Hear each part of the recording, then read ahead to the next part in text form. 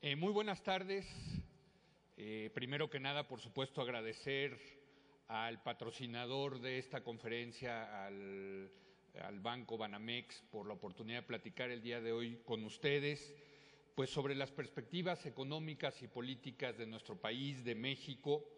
Espero no deprimirlos mucho, solamente un poquito, pero bueno, pues es un buen día para este tipo de pláticas, porque después, hoy viernes, pues por lo menos podemos salir y echarnos unos tequilas. Entonces, bueno, sin más, déjenme comenzar. No sé si pueden poner, por favor, la presentación. Déjenme, les digo que voy a hablar de 4 temas.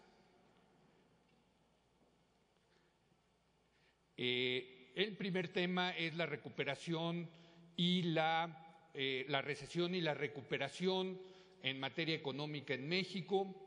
En segundo, el problema que yo considero más importante del país, que es el problema de la competitividad. En tercer lugar, voy a hablar ya de política, de la imposibilidad de generar los cambios que necesita el país. En primer lugar, por la presencia de gobiernos débiles y en segundo lugar, ese es el cuarto tema, por la presencia de grupos de interés que son beneficiarios de que las cosas no cambien, que son los ganadores del statu quo. Sin más, pues déjenme empezar con el primer tema.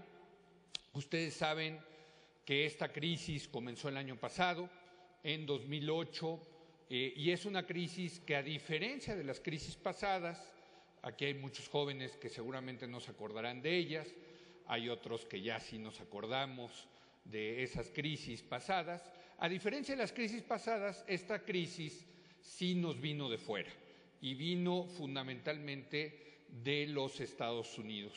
Nosotros en la academia tenemos una definición de recesión económica. Recesión son 2 trimestres consecutivos de crecimiento económico negativo. Nosotros medimos el tamaño de la economía en una variable que se llama el Producto Interno Bruto, que es el tamaño, digamos, que se suma todo lo que es la economía y se saca este Producto Interno Bruto. Bueno, lo que está diciendo que en una recesión ese Producto Interno Bruto se hace más chiquito. Hagan de cuenta que la economía fuera del tamaño de un pastel, ¿no? Bueno, lo que estamos diciendo es que ese pastel se hace más chiquito. Y bueno, como pueden ver ustedes en esta gráfica, este es el crecimiento de los Estados Unidos desde 2005 y pueden ver cómo los 2 últimos trimestres de 2008 y los 2 primeros trimestres del 2009, la economía de los Estados Unidos se hizo más chiquita, es decir, cayó, como les dije, el Producto Interno Bruto.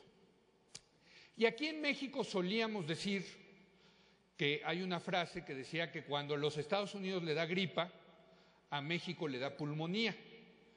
Pero el año pasado, en febrero del año pasado, del 2008, al secretario de Hacienda, Agustín Carstens, se le ocurrió decir, en esta ocasión a los Estados Unidos le va a dar pulmonía y a nosotros solamente nos va a dar un catarrito. No sé si recuerdan esa famosa frase del catarrito.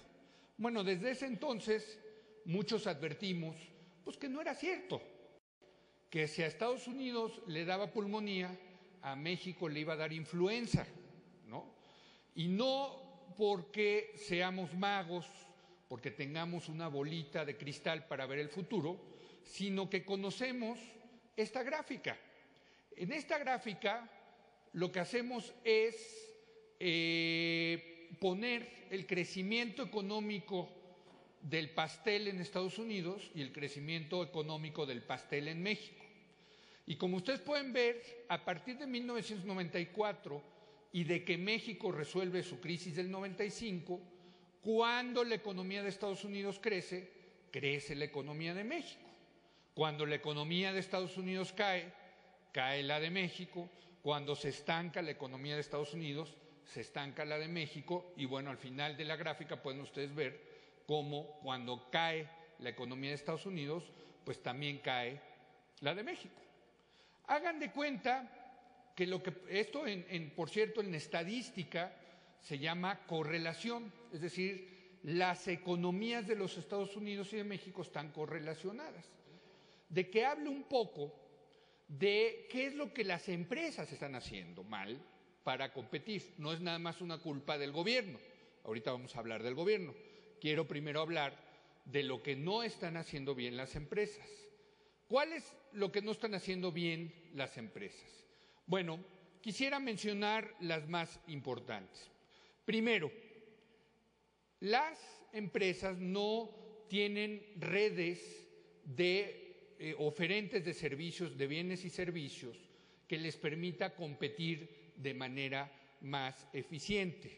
No tienen un control de distribución internacional, no tienen un proceso de sofisticación importante en su producción, tienen un problema que creo que se ha de haber hablado mucho, espero, en esta semana PYME, donde los jefes les cuesta delegar autoridad a sus subordinados, ¿no? Se supone que para poder competir tiene que haber estructuras más planas y menos jerárquicas, como se menciona en este estudio. Pero a mí lo que me parece muy interesante es dos cosas. Uno, que en México no hay una disponibilidad de científicos e ingenieros para las empresas. Creo que esto es fundamental. En México, las empresas tienen problemas en ese sentido. Hay muchos abogados, hay muchos politólogos, ¿no? Cometen el error de estudiar ciencia política como yo, hay muchos médicos, hay muchos comunicadores, gente que estudia relaciones internacionales, en general ciencias sociales, pero hay poca gente que se dedica a la ciencia y a la ingeniería. Y creo que ese es un problema y es un área de oportunidad para muchos de los jóvenes que están aquí. Realmente creo que aquellos que estudian ingeniería o alguna carrera científica tienen muchas más posibilidades de contratarse. Por supuesto, otro de los grandes problemas es que las empresas en México, ¿sí?, invierten muy poco en elevar su capacidad para innovar, su investigación y desarrollos de nuevos productos. Ahora bien, quería mencionar esto, pero también les quiero mencionar, de acuerdo al estudio, cuáles son las principales debilidades que mencionan los negocios para hacer negocios en México. Y la respuesta número uno, lo que hay mucho consenso es que en México es difícil poner un negocio por la burocracia ineficiente, ineficaz que existe en el gobierno.